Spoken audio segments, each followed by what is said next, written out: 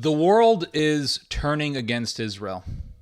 It seriously is. And I have noticed this trend of people just not praising Israel as they used to do. People not just giving Israel exemptions for some bad behavior or giving Israel explanations for some bad behavior, saying, well, it's understandable that Israel has to do some things that may be bad. Back in the day, people just were pro-Israel. I mean, that was the thing. And if you were critical of Israel, if you were anti-Israel, you were usually considered to be on the fringe, or you were considered to be far left. And being critical of Israel used to be something that was mainly confined to the universities. That was a university thing. And I remember back in high school, middle school, hearing about the left-wing universities and how professors were indoctrinating young people into hating Israel, etc., etc. So it was mainly seen as something that was within the academic context. But now what we are seeing, and what we have been seeing for the most part since October of 2023, is criticism of Israel being seen on both sides. Because back in the day, Republicans were pro-Israel, Democrats were pro-Israel, conservatives were very, very pro-Israel, and Republican and conservative, those two pretty much overlap for the most part. But nowadays, we are seeing criticism of Israel on both sides. The line is becoming more and more fuzzy and blurry. We're not living in the same times anymore. We are not living in the same times anymore. A few days ago, I watched a debate between Alex Jones and Rabbi Shuli. And, I heard about Rabbi Shuli a long time ago, years and years ago, and he has come back after years of really not very many people paying attention to him.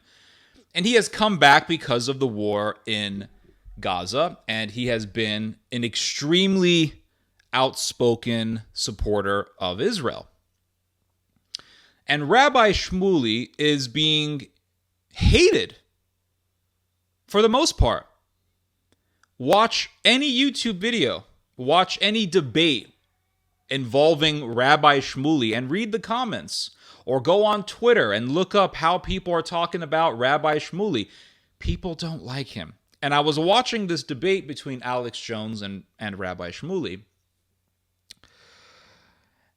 and I can't believe I'm saying this, guys. I can't believe I'm saying this. I actually found Alex Jones to be more reasonable than Rabbi Shmuley. And you know what? I was looking at the comments, and almost everyone in the comment section agreed. Almost everyone in the comment section was saying that Rabbi Shmuley is evil or unhinged, and people were agreeing with Alex Jones. And we have come to the point where on the internet, the people who write positive comments about Rabbi Shmuley are, for the most part, Messianic Christians from Brazil, Mexico, or from the United States, and they'll say, "Oh, we love Rabbi Shmuley. He's amazing. He's doing the work of the Lord. He's doing the work of the Lord." But the great majority of the people are saying Rabbi Shmuley is an unhinged schmuck. And I was watching the debate, and Alex Jones actually said things that were very reasonable. Now, let me first tell you what I thought was reasonable. There was a moment in the debate when Alex Jones said, "I'm not a white supremacist. I am a human supremacist. And what happened on October the 7th was evil, but Israel has also done things that are evil. And during the debate, they had some B-roll playing. And this was from the B-roll from the InfoWars studio. And the B-roll showed a drone attack on 4 people in Gaza walking down a dirt road. They don't look armed. And these 4 people are blasted into pieces by drone strikes.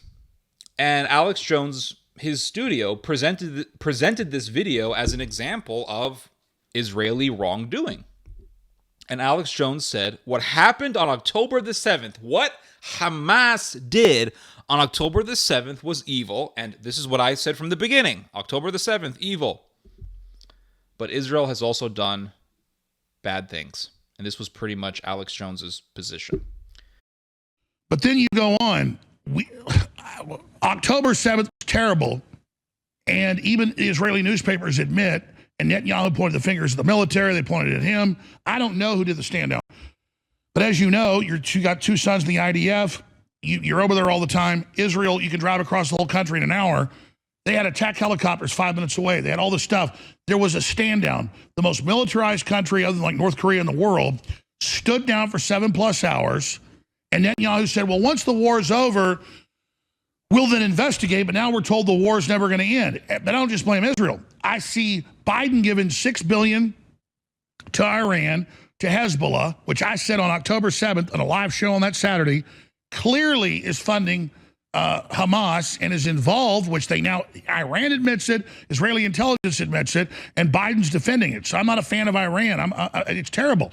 And I'm worried about all the Hezbollah fighters and sleeper cells in Europe and in the UK and the United States. Why did Israel create Hamas? Because by having this outside enemy that attacks, it helps unify Israel. I don't know if Netanyahu got set up, there was a stand down below him, or whether he ordered a stand down. There was a stand down. And Fox News did report they arrested these Israelis dancing up there on the building watching the towers collapse. I'm not saying they went and blew it up. My central theme has not been that Israel ran 9/11.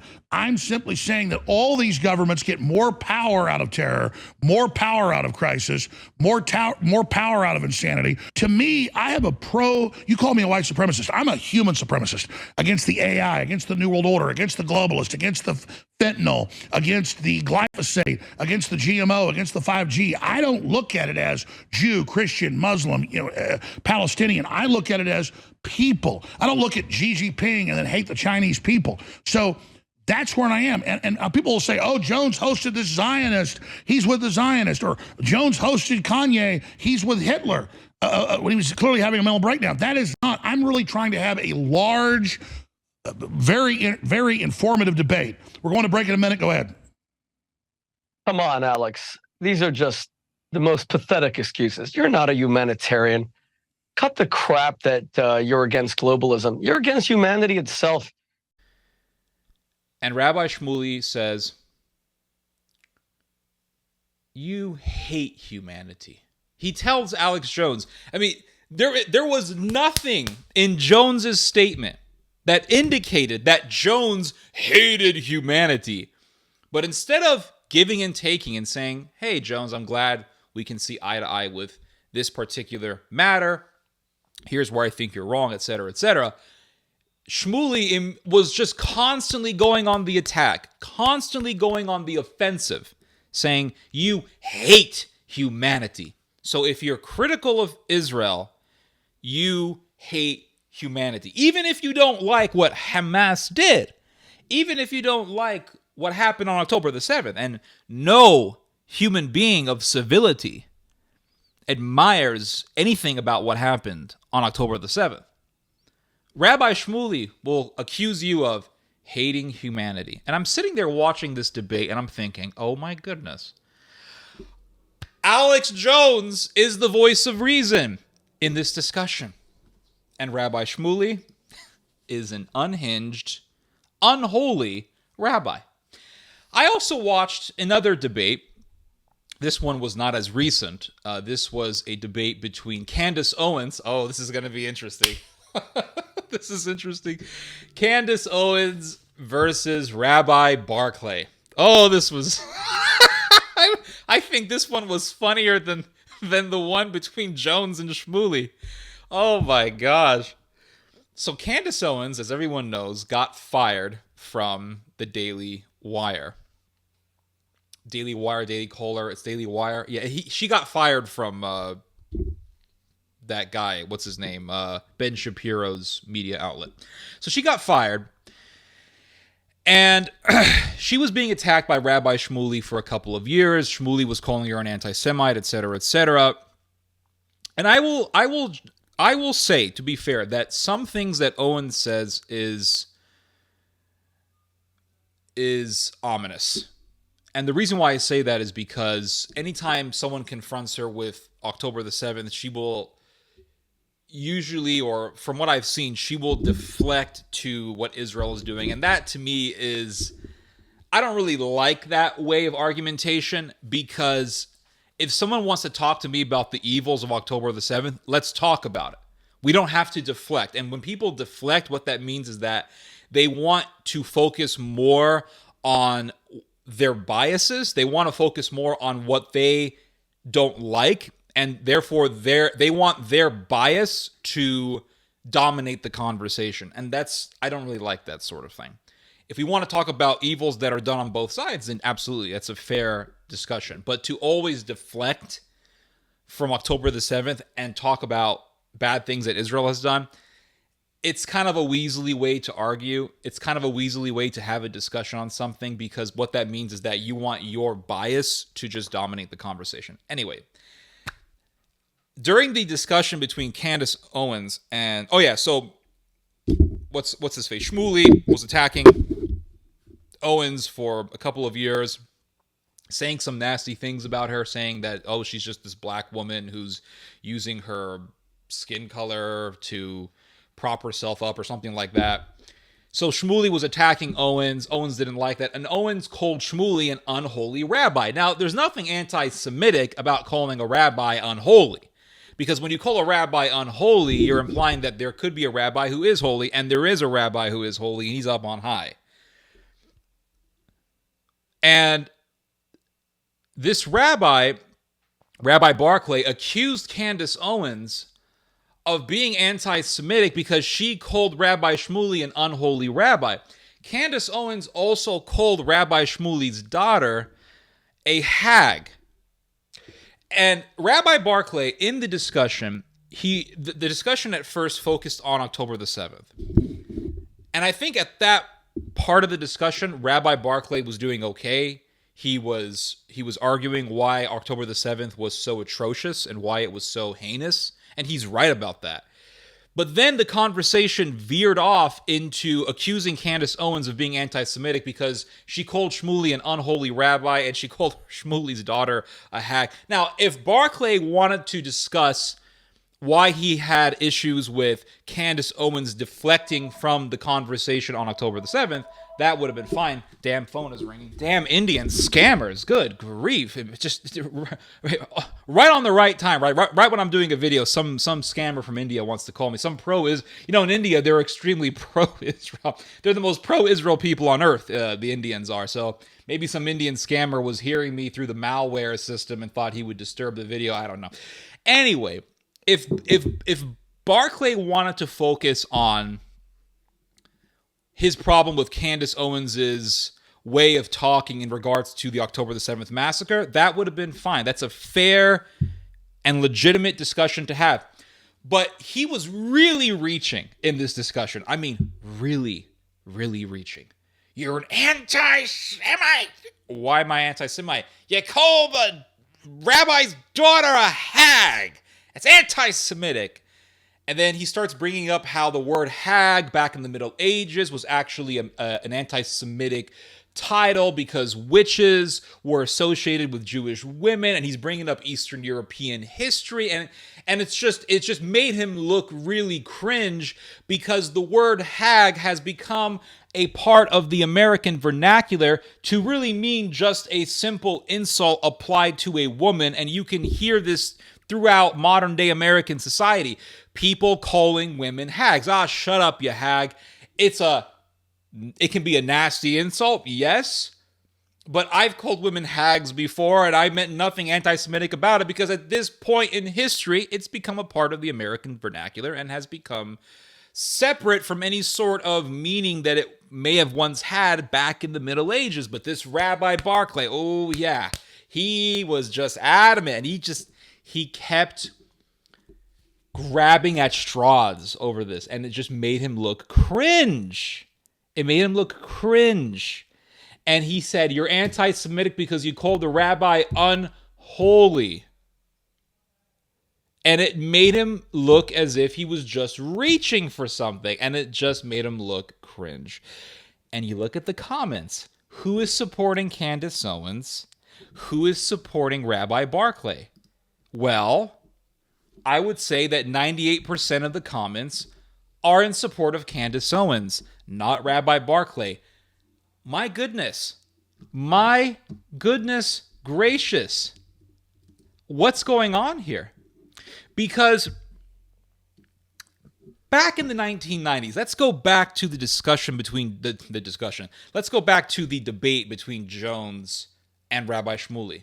Because the debate between Jones and Rabbi Shmuley was more about the war in Gaza than the discussion between Candace Owens and Rabbi Barclay, which was about the war in Gaza for one point, but then it veered off into talking about hags and unholy rabbis. Shmuley was arguing for Israel, and Shmuley was arguing for basically the typical Israeli narrative.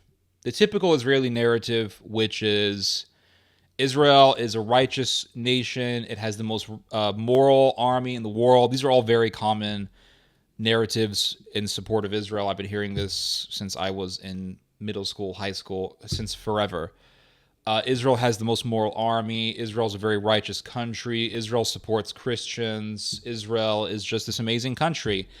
And Rabbi Shmuley brought up how the Arabs were given a deal in the 1990s, but the Arabs, Yasser Arafat, rejected the deal, and this was to the demise of the Palestinians, et cetera, et cetera. And I don't really disagree with a lot of the points that Shmuley brought up. The fact is that, yes, the Arabs did terrible things in the past. Yes, the Arabs declared war on Israel in the past. The fact is that, yes, the Arabs were given multiple offers for a state, but then rejected the offers. And these are all facts that we can't really deny. So I'm not going to get into that. That's not really my point. But here's my point. Shmuley was bringing up the same talking points we've been hearing for decades in support of Israel. Jones was coming more from the perspective of compassion for both Jews and Palestinians. I look at the comments. The great majority of the comments are not in support of Shmuley. Now, if we took the debate between Shmuley and Jones back to the 1990s, or back to the early 2000s, or back to the 2010s, the great majority of the people watching the debate would have been in support for Shmuley, not Jones. I remember when I was growing up in the Bay Area in California, going to a pro-Israel rally. The pro-Israel rally, this was in, I want to say San Francisco or Oakland. I think it was in Oakland. The pro-Israel rally was huge. There were tons of people there. My father was a speaker there. There were all these speakers that were there. It was a huge rally, huge. Then they had the pro-Palestine rally. It was the counter demonstration, pro-Palestinian demonstration that was there to counter the pro-Israel demonstration. And it was probably 12 people. I mean, it was that small. It was two handfuls of people, and that was it. And do you know what happened? I watched this with my own eyes. The pro-Israel rally confronted the pro-Palestinian activist, the pro-Palestine activists, and the pro-Palestine activists all ran away. That's what happened. They all ran away. And I remember seeing there was this white guy I remember with a beard, and he looked homeless. It's the Bay Area. And he had this Palestinian flag in his hand. I remember seeing him running away. I still remember this image in my mind of this guy running away with a little Palestinian flag in his hand. Now, what do you see? You see 1 million people in England demonstrating for Palestine. You see people in Ireland, people in Greece, people in Australia. The biggest rally that I've seen in support of Israel so far, I'm pretty certain, was in Washington, D.C., and I think over 200,000 people gathered together. So there still are people who are pro-Israel, obviously. But my point is that the tide is turning, and the world is turning against Israel, and the zeitgeist is shifting. The zeitgeist is shifting to the nations, the seas roaring against Israel. And we're seeing this. It's a very, very fascinating time to be alive, because for decades we have been accustomed to people being pro-Israel, and that is going away. We are now seeing Tucker Carlson. Tucker Carlson is a conservative. Make no mistake about it. Tucker Carlson is a conservative. And you see Tucker Carlson criticizing Israel. Recently, he brought a Palestinian priest to talk about persecution against Christians by radical Jews in Israel. And this priest also talked about how there is discrimination against Christians by the Israeli government. And he also told Tucker Carlson that Palestinians are now leaving the West Bank because they are tired of the discrimination coming from Israel and coming from the settlers and coming from the Israeli far right. And this video had over 250,000 views. And I was looking at the comments just now before recording this video. And most of the comments, every comment that I saw so far was pro what the priest was saying, was supporting the Palestinian cause or sympathizing with the Palestinian cause and being critical of Israel. Whereas back in the 90s, back in the early 2000s, if a Catholic Palestinian priest had come along and said, hey, there's some problems here, he would have received the wrath of the horde of pro-Israel activists, the wrath of the huge mass of evangelical Christians who are pro-Israel. He would have received that pushback from the pro-Israel Americans. But now you're seeing a shift. Now you're seeing Tucker Carlson, who is as American as can be. You're seeing Tucker Carlson, this conservative guy, American nationalist, expressing sympathy to the Palestinians and criticizing Israel. We've seen Candace Owens. We've seen Joe Rogan, the biggest podcaster in the world, criticizing Israel. This is not insignificant. This is pretty different from what we have been used to. And it's a very interesting time to be alive. We are seeing, oh my God. See, it's amazing how the human mind works. We have all these thoughts coming into our mind, and we just so badly want to express all of them. But it's difficult sometimes to arrange them all in one video. But what we are seeing is a return to the past. That's what we're seeing. We're seeing a return to the past. And what do I mean by that? Well, you see, look into Jewish history. What do you see a lot of? You see a lot of pogroms. You see a lot of massacres. And the biggest massacre everyone knows was the Holocaust. This was the biggest massacre of Jews in the history of the Jewish people. But before the Holocaust, there were many, many pogroms in both Western and Eastern Europe. Pogroms in Ukraine, pogroms in Russia, pogroms in Poland, pogroms in France, pogroms in various parts of Europe. And you hear about how all these European countries kicked out their Jewish populations. England, under Longshanks, kicked out its Jewish population.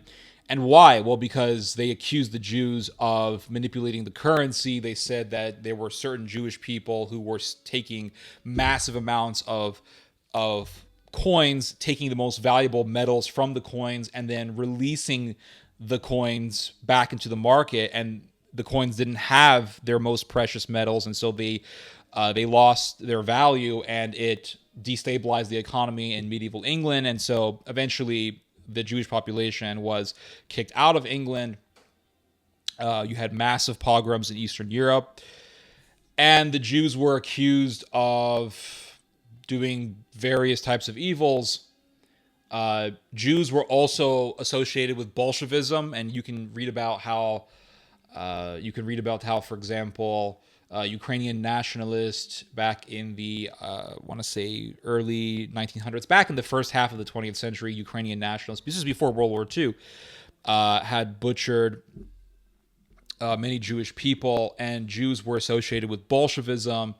And this type of narrative is what dominated Nazi rhetoric. The Nazis associated Jews with being Bolsheviks.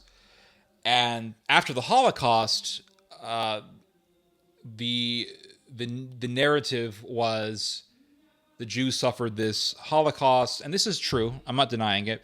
But after the Holocaust, I shouldn't say narrative because it sounds like I'm denying the Holocaust. I'm not denying the Holocaust. But after World War II, the world had this awakening to the horrors of anti-Semitism, to the horrors of racism and eugenics. And, well, that's why, for example, they took away all of the eugenic ideology that was being expressed in American textbooks, because soldiers saw the horrors of eugenics. They saw what social Darwinism and eugenics lead to. They lead to human experimentation and Malthusianism and all these horrors, genocide.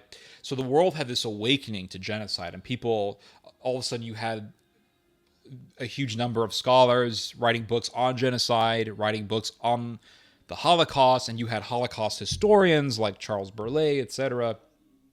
And you had a lot of films that came out on the Holocaust, Come and See, Schindler's List, The Pianist, all great films, by the way. And the world really said, okay, let's never let this happen again. That was the position of the world, for most of the world at least, right? That was the position of the world. We're never going to allow this to happen again. And that's why so many people were pro-Israel, because Israel became a refuge for the Jewish people, because there were so many pogroms. It wasn't just what the Germans did. It was what the Ukrainians did. It was what numerous other peoples in Europe had done to the Jews. And so the Jews said, we need a homeland. We need a refuge, a place of refuge. And so America, the Western world, except for the ones who were Nazis, said, let's make a nation. So the British, the Americans, they supported the creation of a Israeli state, a Jewish state. And that became a place of refuge. So criticizing the state of Israel meant that you did not believe that Israel had the right to exist. And if you did not believe that Israel had the right to exist, and that meant that you believed in the genociding of the Jews, because if the Jews could not have a state, then where else were they going to go? If you had to scatter them back to other countries, then that meant that they would be susceptible to the same sort of pogroms that they had to go through in the past. And so that was the position. And now we're seeing the position shifting. And so what we're seeing is a return to the past. We are seeing people saying, well, why should we support Israel? Why should we support the Jewish people? And Zionism is evil. And now, in many cases, Jew is becoming synonymous with evil Zionist.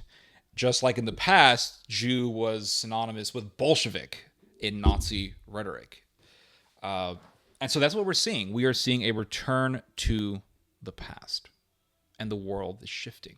The world is shifting. It's very, very fascinating, but at the same time, it's very creepy to watch. But at the same time, I want to bring up another side to this discussion, and that is how the Israelis, the Jewish Israelis, are becoming like the Nazis that persecuted their ancestors.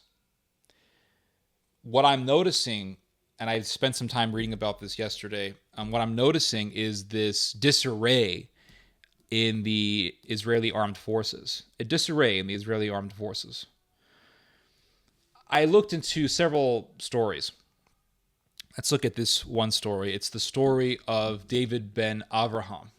David ben Avraham was a Palestinian man who had converted to Judaism. His real name, his birth name, was Sami Muhammad Aad Alhak Zaitoun. But he converted to Judaism to honor his grandfather, who had rescued 25 Jews during the 1929 Hebron massacre. And he was persecuted for his conversion to Judaism. See, he really, really had a heart for the Jewish people. He loved the Jewish people, this man. And he was arrested I want to say back in 2019, by the Palestinian Authority for his conversion to Judaism. They put him in a Palestinian prison where he was tortured horrendously and where he was also beaten by Palestinian inmates. And several religious leaders, Islamic leaders, visited him in prison, and they tried to convince him to go back to Islam, and he refused every single time. So this man was willing to die for Judaism. The torture and the beatings was so horrendous that after he was released from prison, he had to be on a wheelchair. Some, I believe, Israeli officials came to pick him up from the prison. And what's interesting is that he wanted to get his conversion to Judaism formalized under the government. He went to several different areas in Israel, several different regions within Israel to have, I believe, local or regional governments approve of his conversion or officialize his conversion. And he was denied every single time until he went to the area of Bnei Brak. While he was in the area of Bnei Brak, he was accepted officially as a Jew, and he became officially a Jew at that point. In the eyes of the government, that is. One day he got off of a cab, and by one day I mean March 24th of 2024. So this was literally late last month. This was very recently. He got out of a cab. The cab had a Palestinian license plate, and a Jewish soldier stopped him and asked him if he was Jewish, because I believe the area that he stopped at was a settlement, or it was near a settlement, something like that. And so that area was not a place where Palestinians usually would be in. And he was asked by the soldier, "Are you a Jew?" And he said, "Of course, yes, I am Jewish." And this soldier, you can see it in the body cam footage, the soldier is pointing a machine gun at him, screaming at him, asking him, "What is your name?" And he says, "My name is David." And he says, "Are you a Jew?" And he said, "Yes, I'm a Jew." And he says, "Keep your hands up." And Mr. Avraham, or Zaitun, raises up his hands and says, "Okay, my hands are raised, my hands are raised, my hands are raised." אתה יהודי? איך קוראים לך יהודי? איך קוראים לך? דוד. דוד? בן אברהם מטומטם. בן אברהם, יופי. בבקשה. תיגע בזה, אני ארוג אותך, אתה מבין אותי? הרג אותי. מי אתה? ידיים למעלה עכשיו. הנה, ידיים למעלה. בדיוק. מה אתה רוצה? אני רוצה שאתה תסתום את הפה ולא לזוז. סתמתי פה, בסדר. הנה, בבקשה, וחזרתי אחורה. יהודי. Now, at that point, the body cam footage gets cut off. I'm assuming that the Israeli government doesn't want to release the full version of the body cam video, because I have difficulty believing that the body cam just shot off at that point. But we can see what happened. We can see the rest of the story through the security camera footage. And if you look at the security camera video, you will see Avraham with his hands raised up. He is completely submissive to the officer. The officer is screaming at him like a maniac. And Zaitun has his hands up. And then you can see bullets, multiple bullets, hitting Zaitun and him landing on the floor. This was clearly murder. And they were settlers who came and went to his funeral. They visited his funeral because they themselves knew that this was murder. It was murder. And what happened to the officer? The officer was taken to trial. The judge reviewed the case and said, "Oh, the officer is innocent." And what did the judge say in the trial? The judge said, "Well, Mr. Zaitun, even though he was Jewish, he had an Arabic accent when he spoke Hebrew." That's what the judge said. Well, the man had an Arab accent, so you can't blame the officer for just killing the guy.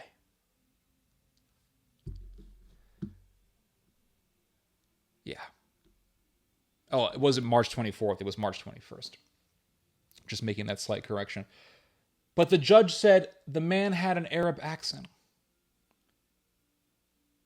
And that made him suspicious. That's an irrelevant argument because his hands were up. He was obeying orders. This was a murder. Now, here's another point that I want to bring up, and this will dovetail into the next topic the next story that I want to mention here. the fact is that the man had an Arabic accent, and people in Israel can easily distinguish between an Arab Israeli who is speaking Hebrew and a Jewish Israeli who is speaking Hebrew. They can distinguish between the two. Every Palestinian, every Israeli can tell the difference. My father can definitely tell the difference. He can tell the difference between, and this goes for anyone who was brought up in Israel. They can tell the difference between an Arab Jew, an Arab Israeli who's speaking Hebrew, an Israeli Jew who's speaking Hebrew, an Israeli Jew who's speaking Arabic. They can tell the difference because they are different inflections in the voice, and there's accents and dialects, etc., etc. Now let's go to the story of the 3 hostages who were killed by the IDF. There were 3 hostages. Now one of the main, there were, I think, 2 purposes of the war, on paper, that is. There's other motives, I believe, but on paper, the whole purpose of the war is destroy Hamas and free the hostages.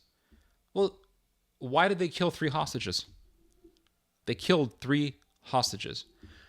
3 hostages come screaming in Hebrew that they're Israelis, that they're hostages. They were in their underpants, no shirt, no pants, half naked, in their underwears.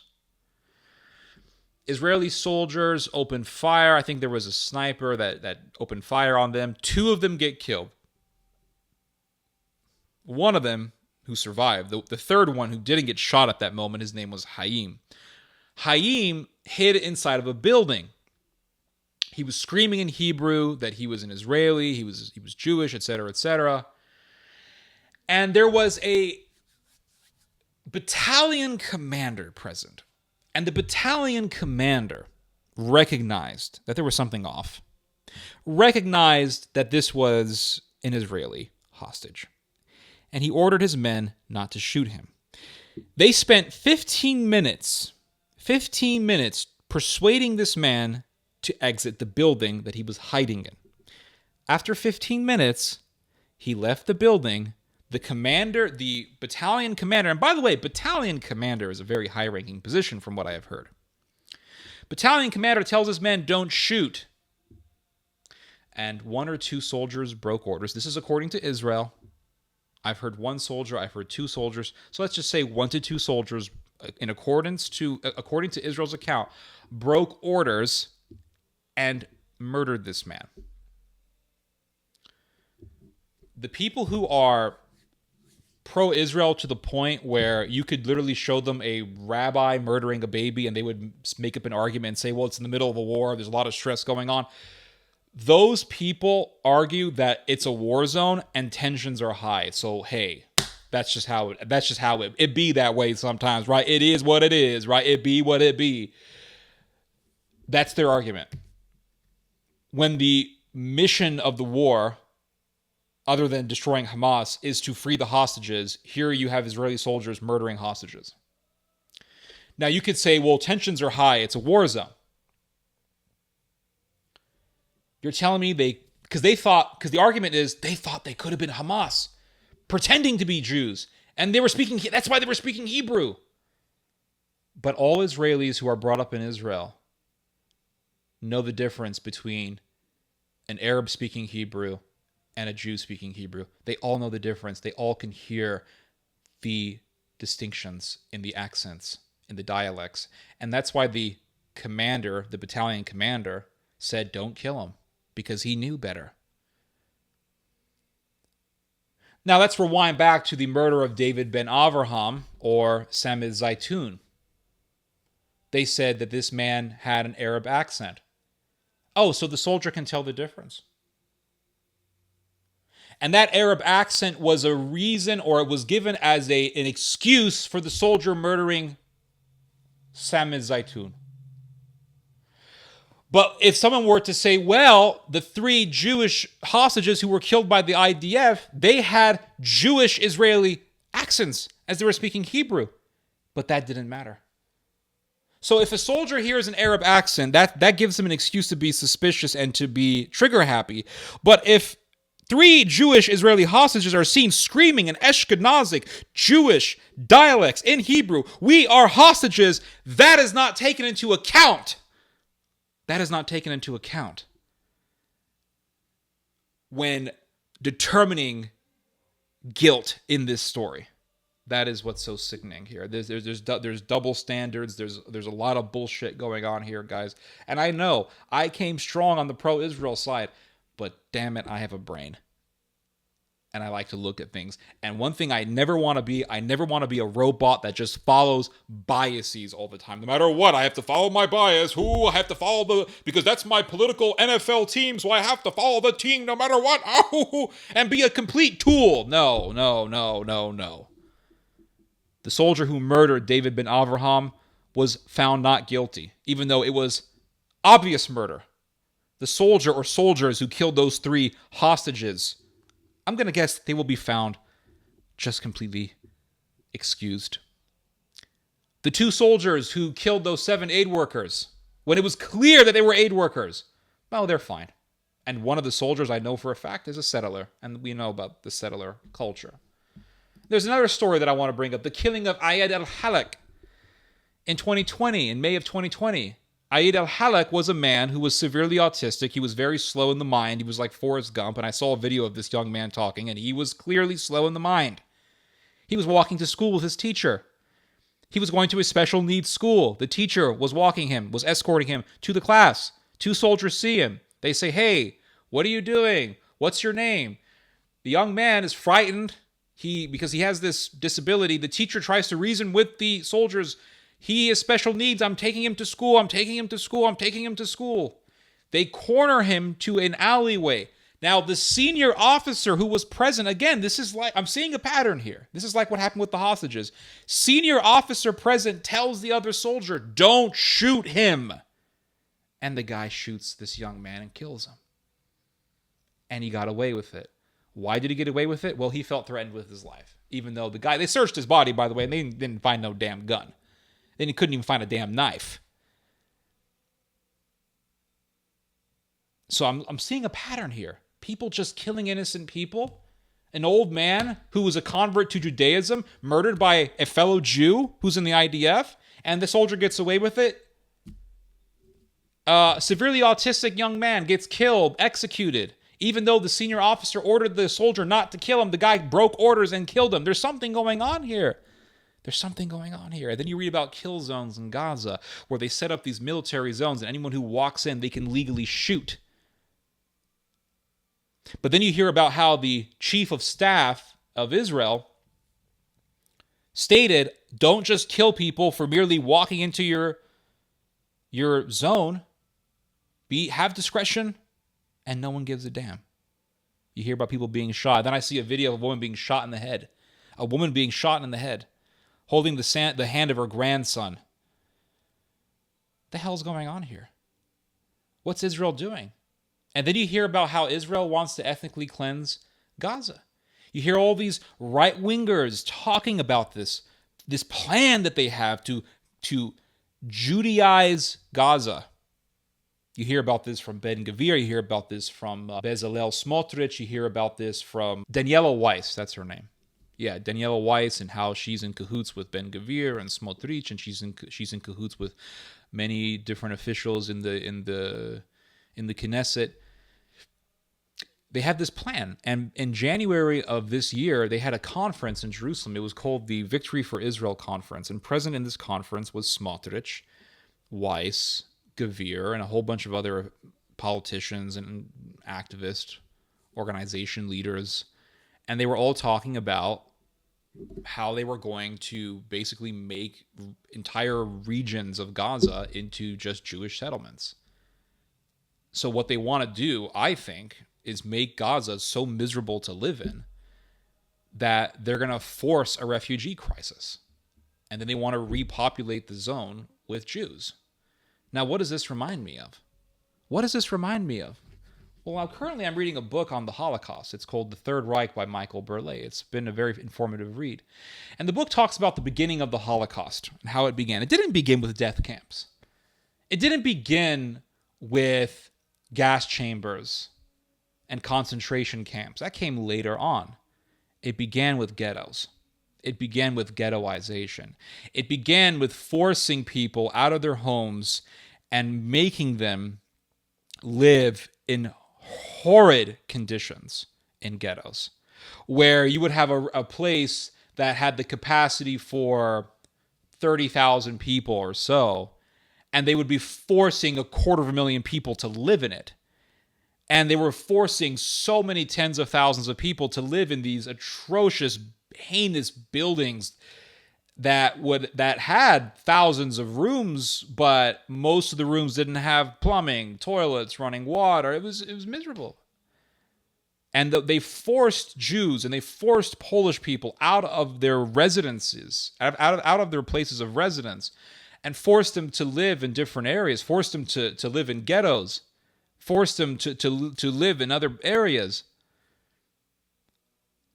And then they repopulated the areas that the Jews were kicked out of with Germans, because they believed that that land belonged to the Germans.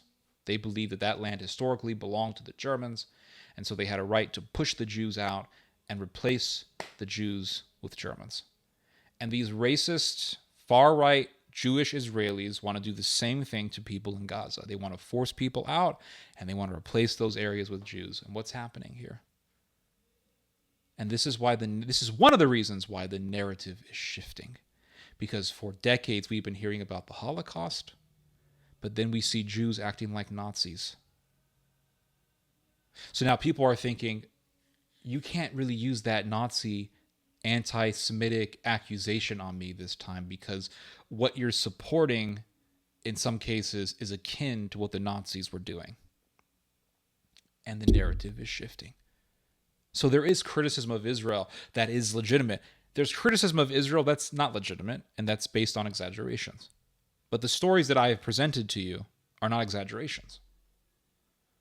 These are reflections of a serious problem in Israeli society. The fact that you have all these soldiers killing people and getting away with it. Killing of Sameh Zaitoun, killing of Aad Alhak, killing of the aid workers, killing of the 3 hostages. You see these patterns, and you see people getting away with it. That's legitimate criticism. And my goodness, I mean, I'm not really surprised that the narrative is turning. The narrative is shifting.